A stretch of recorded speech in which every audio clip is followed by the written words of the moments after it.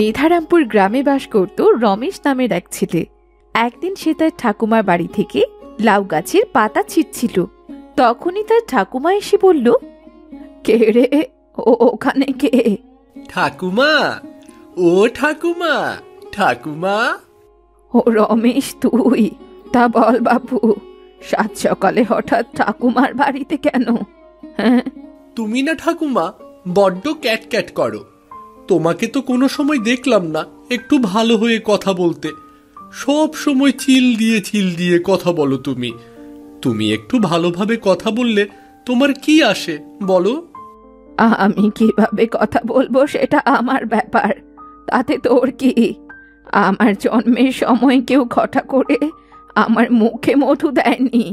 তা বল এখন, কোন মতলবে তুই এসেছিস? আমার আবার কি মতলব? আমি মনে হচ্ছে কোনো মতলব ছাড়া তোমার কাছে আসি না। সে আর বলতে, মোয়া চাইতে এসেছিস বুঝি? না, মোটেও নয়। মোয়া চাইতে আসিনি আমি। মোয়া চাইলেই তুমি যা করো না, যা কিপটে তুমি, তুমি অনেক কিপটে। আরে, লাট সাহেবের নাতি আমার নবাব এসেছেন। যা, তোর সাথে কথাই বলবো না, যা তুই। ও ঠাকুমা, ঠাকুমা রাগ করো না, তুমি না আমার একমাত্র ভালো ঠাকুমা। আচ্ছা, হয়েছে হয়েছে, এখন বল তো, এই সাত সকালে কেন এসেছিস সেইটা বল। আমার আবার অনেক কাজ পড়ে আছে। ঠাকুমা, বাবা তো আজ সকাল সকাল মাঠে চলে গেছে, তাই বাজার করা হয়নি। তা ভালো, তা বলি রোজ রোজ বাজার করার কি দরকার আছে? খালি টাকা নষ্ট করা। আমাকে দেখ, এদিক ওদিক থেকে শাক পাতা জোগাড় করি, আর তাই দিয়ে দুটো ভাত খেয়ে নি। এই বাড়ির পুঁই শাক, ওই বাড়ির কুমলির শাক, আর কিছু না পেলে এ বাড়ির লাউ শাক। কি যে ঘাস পাতা খেয়ে বেঁচে আছো কে জানে। আরে, বাপটা যেমন ছেলেটাও হয়েছে তেমন। রোজ রোজ মাংস না খেলে তো মুখে খাবার ওঠে না, যত সব টাকা পয়সা নষ্ট। এরই মধ্যে রমেশের মা এলো, এসে বলল, কিরে রমেশ, তোকে কি আনতে পাঠালাম, আর তুই এখানে বসে ঠাকুমার সাথে বসে গল্প করছিস? না না মা, এই ঠাকুমার সাথে কি গল্প করা যায় নাকি? সব সময় রাগী গলায় কথা বলে। এই যে বৌমা, আমার এই নাতিটা কিন্তু অনেক বড় হয়ে গেছে, সারাদিন শুধু খাই খাই। মোয়া নেই বলে কি রাগ করছে দেখো। ও মা, আমি আবার কখন রাগারাগি করলাম? আর মোয়া নিতে তো আমি আসিনি। ও, মোয়া নিতে আসিসনি? তা কি নিতে এসেছিস শুনি? না না মা, রমেশকে আমি পাঠিয়েছিলাম। আজ তো আপনার ছেলে বাজারে যেতে পারেনি, তাই আপনার লাউ গাছ থেকে একটা লাউ নিতে পাঠিয়েছিলাম। হ্যাঁ, লাউ লাগবে? লাউগুলো বড় হলো কোথায়? এখনো তো সব লাউই ছোট। তুমি এক কাজ করো, লাউ শাকের শাক কেটে নিয়ে যাও, আমি কেটে দিচ্ছি। না না ঠাকুমা, আমি শাক পাতা খাবো না। লাউ হলে খেয়ে নিতাম। ইস, এ কি কথা! বৌমা চাইলো বলে নাও করতে পারি না। এদিকে লাউগুলো বড় হলে বেশি দামে বাজারে বিক্রি করতে পারতাম। থাক মা, আপনার লাউ দেবার যখন মন নেই তখন লাউ খেয়ে আর কাজ নেই।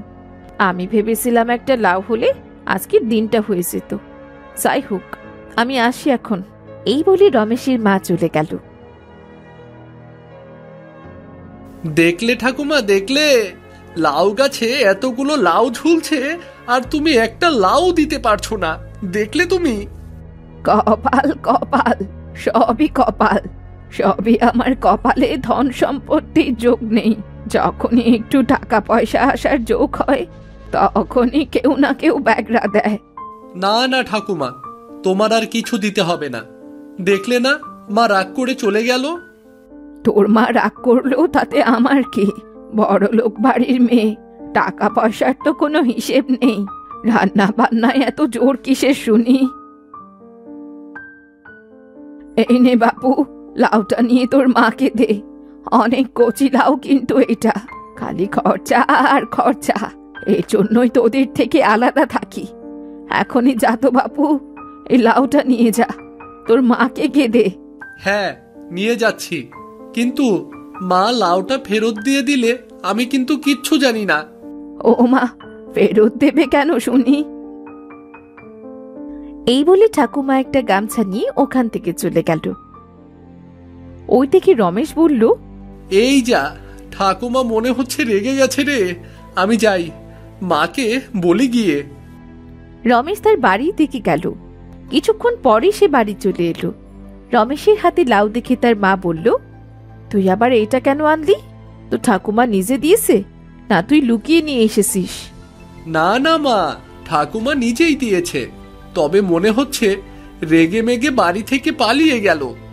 সর্বনাশ, এবার কি হবে? তোর বাবা তো আজ বাড়িতে নেই। হ্যাঁ মা, আমার একটা গামছাও নিয়ে গেল ঠাকুমা। গামছা নিয়ে গেল কেন? সে আমি আর কি বলবো। তুমি এক কাজ করো, তুমি বরং এই লাউটা কাটতে থাকো, আর আমি দেখে আসি ঠাকুমা কই গেল, কেমন? আচ্ছা যা তুই। এই বলি রমেশ চলে গেল। কিছুক্ষণ পর রমেশের মা বলতে লাগলো, আমারই দোষ, লাউটা না আনতে বললেই ভালো ছিল। কিসের জন্যে যে রমেশকে পাঠালাম আল্লাহ জানে। এখন যদি এদিক সেদিক চলে যায়, রমেশের বাবাকে আমি কি জবাব দেব? রমেশ তো খুঁজতে গেল, কিন্তু এখনো তো আসছে না। ওনার আবার কিছু। এই বলতেই রমেশ এসে বলল, ও মা, মা, সবকিছু ঘুরে দেখে তো ঠাকুমাকে কোথাও দেখলাম না। ঠাকুমার কিছু হয়নি তো? ওরে রমেশ, এই সর্বনাশের কথা বলিস না। ভয়তে আমার হাত পা কাঁপছে রে। কি করা যায় সেটা বল। পুলিশকে খবর দেব নাকি? হয়তো অন্য কোথাও চলে গেছে উনি। উনি অন্য কোথাও কেন যাবেন রে? ঘরবাড়ি সব তো উনারই। একটা লাউয়ের শোকে উনি অন্য কোথাও চলে যাবেন? বলা তো যায় না মা। যা হার কৃপণ আমার ঠাকুমা, উনার হাত থেকে একটা মোয়া বের করতে আমার যা কষ্ট হয়। একটা মোয়া দিতেই তার বুক ফেটে যায়। আর সে দিয়েছে লাউ, তাও আবার একটা আস্ত লাউ। ওরকম বলতে নেই রে বাবা। শুনেছি আগে উনি এরকম ছিলেন না। হ্যাঁ, সেটা তো জানি। দাদু মারা যাওয়ার পর সবাই বাবাকে আর ঠাকুমাকে ঠকিয়েছে। এরপর থেকেই ঠাকুমা এমন হয়ে গেছে। চল রমেশ, আমরা দুজনে আবার খুঁজি গে। হ্যাঁ হ্যাঁ, চলো চলো, বাজারে আর স্টেশনের দিকে গিয়ে দেখি। হ্যাঁ হ্যাঁ চল। এই বলেই তারা বাজারের দিকে গেল। রাস্তায় রমেশ তার বন্ধুকে দেখে জিজ্ঞাসা করল, এই সাগর, তুই আমার ঠাকুমাকে দেখেছিস? তোর ওই কিপটে ঠাকুমা তো? ওরে বাবা, লাঠি নিয়ে ধাওয়া করছিল, তারপর ওনাকে দেখলেই আমি পালাই। আমি দেখিনি। কিন্তু আজ দেখেছো নাকি বাবা? সকাল থেকে ওনাকে কোথাও খুঁজে পাওয়া যাচ্ছে না। না গো কাকিমা, আজ ওনাকে আমি দেখিনি। নদীর ঘাটে গিয়ে দেখুন না। হ্যাঁ মা, চলো ওখানে গিয়ে দেখি। হ্যাঁ চল গিয়ে দেখি। রমেশ আর রমেশের মা নদীর দিকে যেতে লাগলো। এরই মধ্যে তাদের সাথে সোহাগ কাকার দেখা হলো। ও মা, ওই তো সোহাগ কাকা আসছে। ওনাকে একবার জিজ্ঞেস করে দেখি। কাকা, কাকা, আমার ঠাকুমাকে দেখেছেন? না গো রমেশ, তোমার ঠাকুমাকে তো আজ দেখিনি আমি। কেন গো, কি হয়েছে? আর বলবেন না ভাই, সকাল সকাল রাগ করে বেরিয়েছে। এরপর থেকে উনি বাসায়ও ফেরেননি। রমেশের বাবাও তো বাড়িতে নেই, তাই অনেক চিন্তা হচ্ছে। আমরা যাচ্ছি নদীর দিকে, যদি ওখানে গিয়ে থাকে উনি, দেখি। নদীর পাড়ে তো নেই উনি। নদীর পাড় থেকেই ফিরছি আমি। তোমরা বরং অন্য কোথাও খোঁজো। কাঁঠাল বাগানের দিকে গিয়ে দেখতে পারো। কাঁঠাল আনতে হয়তো গিয়েছে। আচ্ছা আচ্ছা, আমি এখন এলাম গো। আমার একটু তাড়া আছে। কোনো অসুবিধা হলে জানিও আমাকে, কেমন? আচ্ছা কাকা। হ্যাঁ রে রমেশ, চল এবার না হয় স্টেশনের দিকে যাই। চলো মা, দেখি গিয়ে। এই বলে তারা স্টেশনের দিকে রওনা দিল। কিছুক্ষণের মধ্যেই তারা স্টেশনে পৌঁছে গেল। সেখানেও তারা ঠাকুমাকে খুঁজে পেল না। ও হরিশ কাকা, তুমি আমার ঠাকুমাকে দেখেছো? তোর ঠাকুমাকে? হ্যাঁ, ঠাকুমা কোনো বাসের টিকিট কেটেছে আজ। তোর কিপটে ঠাকুমা পয়সা দিয়ে টিকিট কিনবে বাসের? গতবারের কথা মনে নেই? তোর সাথে ছাদে বসে গেল টিকিট না নিয়ে, বুঝলি তো? হ্যাঁ, তাও ঠিক। তা ঠাকুমা এদিকে আসেনি তুমি সেটা বলছো? তোর ঠাকুমা এদিকে আসেনি, তোর ঠাকুমা এলে ঠিকই নজর পড়তো রে। মা নিশ্চয়ই বিনা টিকিট করে বাসে চড়ে গিয়েছেন। আল্লাহ, কি জন্যে যে আমি লাউটা চাইলাম। আমার কান্না পাচ্ছে রে রমেশ। ঠাকুমা কি আর ফিরবে না মা? রাগ করেই চলে গেল। আমি জানি না রে বাপ, আল্লাহ জানে তোর বাবাকে আমি কি জবাব দেব। এই রোদের মধ্যে সব জায়গায় তো খুঁজলাম। তুমি এখন বাড়ি চলো মা, বিশ্রাম নাও, তারপর না হয় আবার খুঁজবো। বিকেলের মধ্যে না পেলে তো পুলিশকে খবর দিতে হবে। আচ্ছা, এখন বাড়ি চল দেখি। এই বলে তারা বাড়িতে চলে এলো। এসে দেখলো লাউটা নেই। হে কি রে, লাউটা আবার গেল কোথায়? এখানেই তো ছিল। পাশের বাড়ির ছাগলটা সে খেয়ে যায়নি তো? কি সুন্দর লাউটা ছিল। লাউটাই তো সব অনিষ্টের মূল। এরই মধ্যে ঠাকুমা এসে বলল, বৌমা, ও বৌমা, বলি তোমার আক্কেলটা কি ঘাস চড়াতে গিয়েছিল? আমার লাউটাকে গালমন্দ করছো কেন? মা আপনি? কেন, ভূত দেখলে নাকি?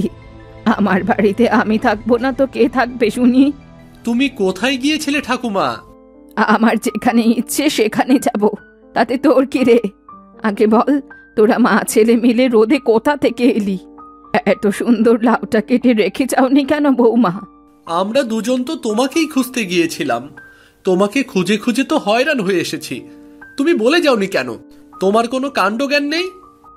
আরে, আমার ঠাকুরদা এসেছেন, জবাবদিহি করতে হবে উনার কাছে। আচ্ছা বলুন না মা, রাগ করে কোথায় গিয়েছিলেন? রাগ করব কোন দুঃখে শুনি? আমি ভেবেছিলাম অত ভালো লাউ যখন খাওয়া হবে তাহলে একটু ভালো করেই রান্না হোক। আমি কত কষ্ট করে ধনে পাতা নিয়ে আসলাম রে। তুমি ধনে পাতা আনতে গিয়েছিলে? এত দেরি হলো কেন তাতে? তা নয় তো কি, এই বয়সে কি আর কোনো কাজ করা যায়? অনেক কষ্টে কটা পেলাম, তাই নিয়ে এলাম। ইস, আমরা দুজনে কি না কি ভাবলাম। বড় অন্যায় হয়ে গেছে মা। অন্যায় তো কিছুই হয়নি বৌমা, লাউ যেখানে সেখানে পড়ে আছে, ওদের নামগন্ধও নেই। আমি এক্ষুনি লাউয়ের ঝোল করে দিচ্ছি, আপনারা একটু বসুন মা। রান্না করবে তারপরে খাবো, কিন্তু আমার তো খুব খিদে পেয়েছে। তাড়াতাড়ি করো মা। হয়েছে বাপু, হয়েছে। তোমরা দুজনে হাত মুখ ধুয়ে এসো। আমি নিজের হাতে তোমাদের জন্যে ভাত আর লাউয়ের ঝোল রান্না করেছি। কি বলছেন কি মা? আমি কি ঠিক শুনছি? আপনি এর মধ্যে আমাদের জন্য রান্নাও করে ফেলেছেন? লাউয়ের ঝোল আর ভাত, ওহ দারুণ। এই যে নবাব, খাবারের পদ কম হলো বুঝি?